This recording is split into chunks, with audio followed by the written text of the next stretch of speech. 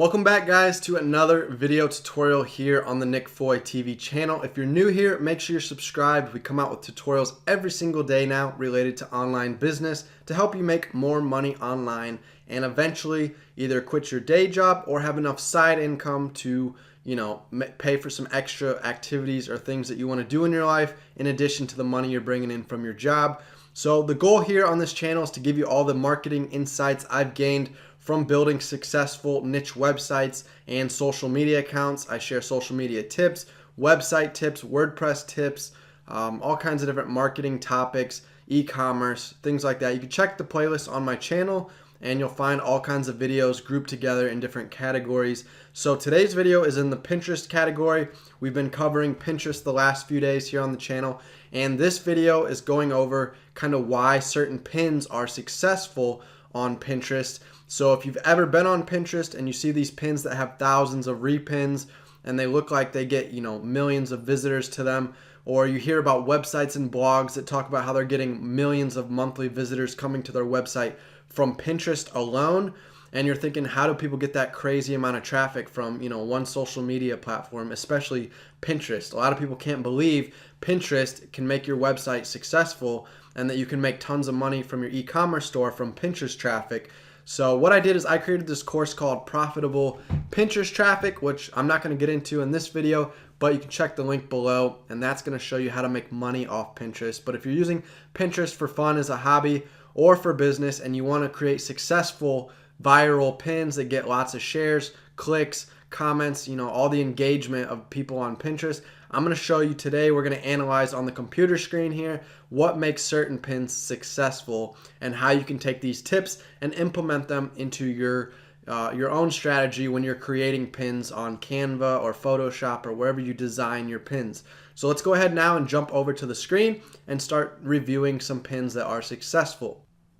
Okay, so when I type in blogging tips, it's going to populate a bunch of pins that relate to blogging tips. So this is where Pinterest SEO comes into play. You want to optimize your pins for different search terms that your audience is going to be searching so that you can show up for those different terms. So the term blogging tips, these pins have probably all been optimized in some way to try to show up for these terms. And that's why especially these ones here at the top, they're getting ranked up the highest. And then as you scroll down, there's lots of other pins as well related to blogging tips that Pinterest has populated. But the ones that rank higher near the top are going to get seen first and have a better chance of getting clicked on. So that's kind of tip number one of how you see these pins that get successful on Pinterest. They get thousands of repins, thousands of website clicks. It's because they were able to kind of beat the odds and beat their competition and get their content showing up higher in the search feed. So Pinterest SEO, we're not going to go into it too much in this video. It's in another video on my channel, and I also go into it pretty in-depthly in my course, Profitable Pinterest Traffic. You can check out first link in description. Now, other things to note why pins are successful compared to some pins is it's the design look of them. So some design tips for you. Number one, you want these tall vertical type images. They take up more space on the page. So this one obviously takes up a lot of space. I have to keep scrolling to keep looking at it. Same with this one over here. It takes up the full page over here, so I have to scroll down to look at all of it. So when you make these tall vertical ones, it's hard to miss because they take up so much real estate on the page compared to a small one, which could kind of get smushed between several other pins and be hard to stick out. So that's tip number one. Make sure it's a big sized pin. The width is always the same. You can see they split the page up here into 5 equal width columns. So I think the width of your pins is like 732 pixels. That's like the standard size for the width. But height, you can make it as long as you want. So some of these pins are probably, 1,500, 1,600 pixels tall by 700 and some pixels wide. And that's what makes them that tall vertical look. So that would be the first tip. Get these tall vertical style pins. Tip 2 is your color scheme. Obviously, certain colors pop out. Bright colors especially catch the eye more than others. Now, white is a nice, classy, appealing look. Those can have success, but a lot of times you'll see these bright pink or bright yellow pins. So as we scroll down here, you see more bright yellow, bright pink.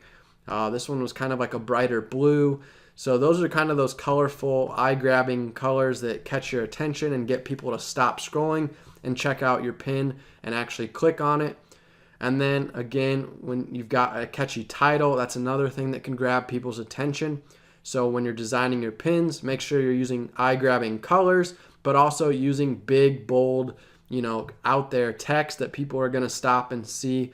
It makes it easy to read, especially if they're scrolling quickly and they're just reading all the titles quickly of all these different pins. You want, your title to stick out and grab somebody's attention so they stop scrolling and go back and check out your pin. And then you want to make sure, again, that you're linking it out to a web page of some sort if you're trying to promote like a blog article or a product page. And when you link it out to that web page, you want to make sure that web page is optimized for the search engines. So there's a plugin called Yoast SEO if you're using like a WordPress website. If you're using like a Shopify store, your different pages and the settings will have like a meta section. So it's called metadata, and that's where you give the page a title and give a meta description. And what Pinterest does is they scan that page and they grab that title. So here, 7 blogging hacks to save time and make money. This title right here was pulled from the web page and inserted at the bottom of the image here. So that's going to catch people's eyes as well, because once they stop to look at your pin, because it was tall, it was vertical, it had a good color scheme, it had big bold text they read. Next, they're going to look down here and kind of read the title of the article to kind of see if it's worth clicking on. Lastly, they're going to hover it and check out what the link says, and if the link looks like it's not spammy, then they're going to probably click through and actually click on that pin and go read that article. So those are some tips. They may sound simple, and it's because they are pretty simple. You're competing with all these other people. So that's where once you do all these design things, you make the tall pins, you get the nice color scheme going that looks professional, you put a background image, you put big, bold text that stands out. Once you do all these things, you're pretty much eye to eye with most of your competition. So from there, it comes down to, getting that initial SEO boost. So what I like to do to get that initial SEO boost is not only optimize my pins for SEO, but to help boost it, you try to get it some traction early, like the first day that you pin. So what that means is anytime I upload like a new pin related to a certain article on Pinterest, then what I'll do is email out my email subscribers and tell them, hey, I just wrote this new article. I want you to go check it out. And if you enjoyed this article, I'd appreciate it if you would pin it to your Pinterest account. And so I give them a little link to the pin so they can repin my pin. And there's always a Pinterest image in my blog articles so that if they hover that image, they can quickly save that image to one of their Pinterest boards. So by doing that, it kind of gives it a quick boost. That way I get some initial repins going over on Pinterest, and then Pinterest is going to look at how many repins it got, and that's going to help it decide if it's an important pin or not, because obviously the ones that have lots of repins are important. People find it relevant and useful since they've taken the time to repin it. So Pinterest weighs that a little bit into their search algorithm criteria. So a lot of the pins that you see ranking higher in the search feed generally have lots of repins. So to get your brand new post boosted a little higher in the initial search feed, over time it can climb and climb and climb as you get more and more repins. But to give it that initial boost, I like to send it out to like my email list and try to get some repins from my email subscribers, because that's my close-knit community. That's my my family, my email family, that they like to follow all of my stuff. They like to get updates from me. They've subscribed to my newsletter. So they're the ones that typically will take action and help me out and give me those repins right away when I send them an email letting them know, hey, here's the pin. Could you do me a favor? Go share it. And that gets me some boost. A few other things you can do is, talk about it in YouTube videos if you've got a YouTube channel. Post the link to your pin on Facebook, on Twitter, just spread the pin out there on other social media platforms to get it attention, to get it views, clicks, repins.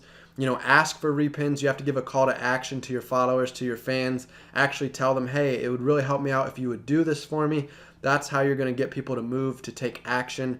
So that'd be the tips there. Once you create your pin, you optimize it for Pinterest SEO by editing the image file name, the pin description, posting it to a board that's relevant to what you're trying to rank it for, and then, going out there and trying to get it boosted by getting some quick repins from your audience, your social media followers, your email list subscribers, wherever your audience is on other platforms, trying to get them to share your pins for you right away. And that first day or two can help give it some initial boost and help it start gaining momentum. And then over time, it'll start ranking, it'll start getting more and more traffic, more and more repins, and that'll cement its position at the top of the rankings for a while until other pins outrank you eventually in the future if they ever catch up to you. But for example, if I type in chipping tips, and we might have to type in golf in front of that.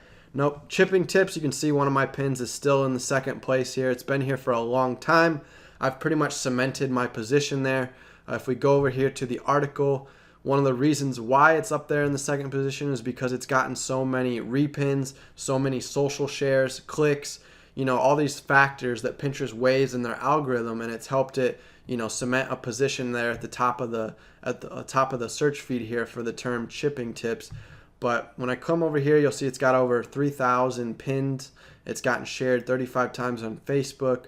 So again, Pinterest is going to take that into consideration, and until some other pins get, thousands and thousands of repins, I'm probably going to have this pin ranking here for a little while. So that's the importance of getting some initial boost, and then over time, over the long term, you'll gain enough, repins that eventually you'll show up here at the top, and you can pretty much hold that top position for a while because so many people typing in this term come here, see this pin, and then that causes them to click on it, repin it, and it just helps you stay there because you're getting all this new traffic, and they come, click on it, repin it, and it gets you even more repins. So it's kind of just like a viral exponential growth cycle that happens.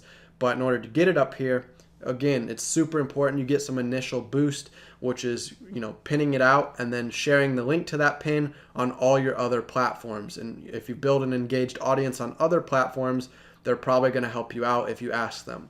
So thanks so much for watching this video tutorial on why certain pins are successful. I can tell you from experience from following other successful bloggers and online entrepreneurs, they've done these same strategies. They built tall vertical pins, used a creative color scheme that was eye-grabbing, used big bold text as the title of the image, and then they had big communities they shared their pins with, whether that was an email list with 10, 20, 30,000 email subscribers, whether they have a YouTube channel with thousands of YouTube subscribers, or a Facebook business page that they shared the pin to, and all their Facebook fans, went and looked at the pin and shared it for them. They usually have these big communities that they get to help them out to give their pins some initial boost. A lot of times I get emails from people I follow, and they have a pin in their email saying, hey, I just pinned this, go help me out. So that's how I learned from them, from their strategy of doing that, and I started doing it here with my golf brand, and that's helped me boost a lot of my golf pins and get them ranking quicker. So again, try these strategies out on your own time, and just practice, experiment, and see what works for you and your niche. Every niche can be different, so try things in your niche, see what works, double down on it, and keep working hard. I'll see you guys in the next video lesson. And again, check out my course, Profitable Pinterest Traffic, first link below in the description. Take care.